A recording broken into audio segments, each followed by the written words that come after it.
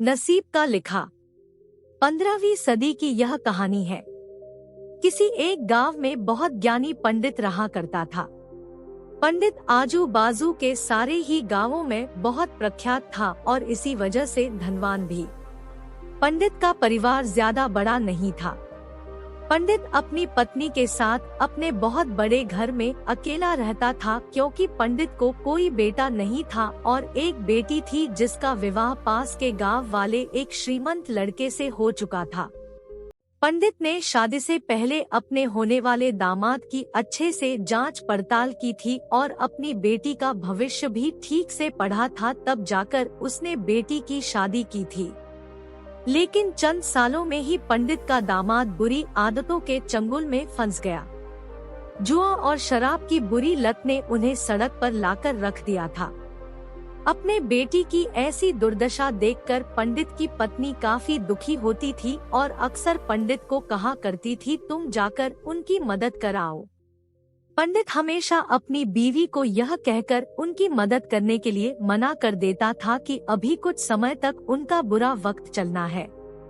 हम चाहे कितनी ही कोशिश कर ले, जो उनके नसीब में नहीं है वह उन्हें नहीं मिल पाएगा। पंडित की ऐसी बातों से उसकी पत्नी काफी दुखी हो जाया करती थी और मन ही मन सोचती थी कि कैसा स्वार्थी पिता है, अपनी बेटी को इतने कष्टों में देखकर भी उसकी मदद करने के लिए मना करता है।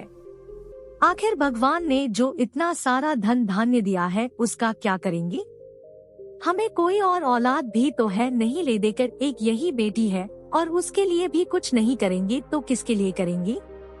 पंडित ऐसा नहीं सोचता था। ऐसा नहीं है कि पंडित अपनी पुत्री से प्रेम नहीं करता था, लेकिन उसने अपनी पुत्री की कुंडली इतने अच्छे से पढ़ी थी और वह यह पहले से ही जानता था कि वह चाहे किसी भी लड़के से शादी करती, लेकिन उसके जीवन में यह समय आने वाला ही था और बिना इसे भुगते उसको छुटकारा नहीं मिलने वाला था। एक दिन खाने पीने के लिए भी मोहताज हो चुके पंडित के बेटी और दामाद उसके घर पर आए।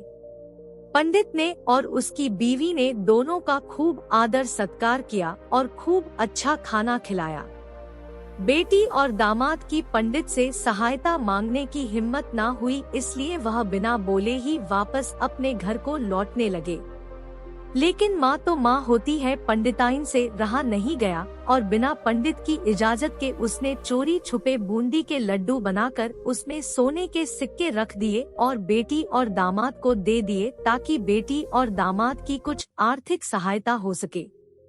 पंडिताइन यह भी जान गई थी कि बेटी और दामाद शर्म के मारे उनसे मदद नहीं मांग रहे थे, इसलिए उसने बेटी और दामाद को भी लड्डुओं में छिपे सिक्कों के बारे में कुछ नहीं बताया। जाहिर सी बात है कि जब वो लोग घर पर जाकर लड्डू खाएंगे तो उन्हें उसमें सोने के सिक्के मिल जाएंगे। इस तरह बिना उनके मांगे ही उन तक मदद पहुंच जाएगी। सोचकर पंडिताइन मन ही मन अपने बेटी की मदद करने के लिए खुश होने लगी। पंडित के दामाद और बेटी उन दोनों का आशीर्वाद लेकर अपने घर के तरफ रवाना हो गए। उन दिनों गाड़ियां तो होती नहीं थी, घोड़ा गाड़ी या बैल गाड़ियां चलती थी। पैसे ना होते तो और चीजों की लेन देन से भी व्यवहार होता था।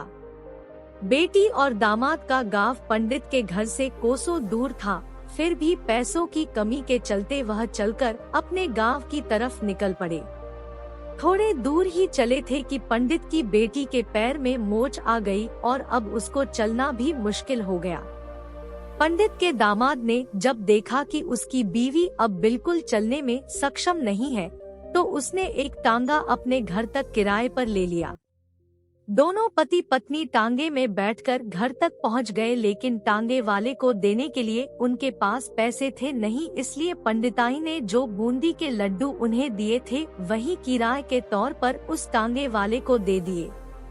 टांगे वाला बूंदी के लड्डू को लेकर वहां से चला गया। टांगे वाला अपने घर की तरफ जा रहा था, तब उसे एक हलवाई की दुकान दिखी। उसने सोचा कि थोड़े से बूंदी के लड्डुओं से मेरे घर के लोगों का पेट थोड़ी भरने वाला है। इससे अच्छा मैं इन बूंदी के लड्डुओं को बेचकर उनसे कुछ चावल खरीद लेता हूँ। टांगे वाले ने बूंदी के लड्डू हलवाई को बेच दिए। जिस गांव में वह हलवाई रहता था उसी गांव में एक आदमी ने अपने घर पर पूजा रखी थी और उसी पंडित को उस पूजा के लिए बुलवाया था। पूजा में लगने वाले प्रसाद के लिए उस आदमी ने उसी हलवाई से बूंदी के लड्डू लिए जहां पर उस टांगे वाले ने बेचे थे। हलवाई ने भी उस आदमी को टांगे वाले से खरीदे हुए लड्डू ही पहले दिए ताकि वह खराब ना हो जाए, क्योंकि वह नहीं जानता था यह लड्डू कब बने हैं। पूजा खत्म होने पर दक्षिणा और बूंदी के लड्डू लेकर जब पंडित अपने घर आया और खाना खाने बैठा तो प्रसाद में लाए बूंदी के लड्डू खाते वक्त लड्डू से सोने का सिक्का निकला। इस घटना को देखकर पंडिताइन की आंखों से आंसू बहने लगे। पंडित ने जब पंडिताइन से उसके रोने का कारण पूछा तो पंडिताइन ने पंडित को सब कुछ बताया और पंडित से उनकी बातों पर भरोसा न करने के लिए माफी मांगी। पंडित ने पंडिताइन के आंसू पोंछे और कहा कि तुम्हारी तरह मैं भी हमारी बेटी को बहुत प्रेम करता हूँ, लेकिन अगर हम उसकी अब मदद करते हैं तो दामाद हमसे हमेशा ऐसे ही मदद की अपेक्षा रखेगा और अपनी बुरी आदतों को कभी नहीं छोड़ेगा। पंडिताइन भी अब पंडित की बातों से सहमत हो गई। 2-3 महीने बीत गए। पंडित के दामाद और बेटी फिर से एक बार उसके घर आए और इस बार उनकी परिस्थिति पहले से बेहतर थी, क्योंकि पिछली बार खाली हाथ जाने के बाद दामाद ने नया काम शुरू किया था और अपनी सारी बुरी आदतें भी छोड़ दी थी।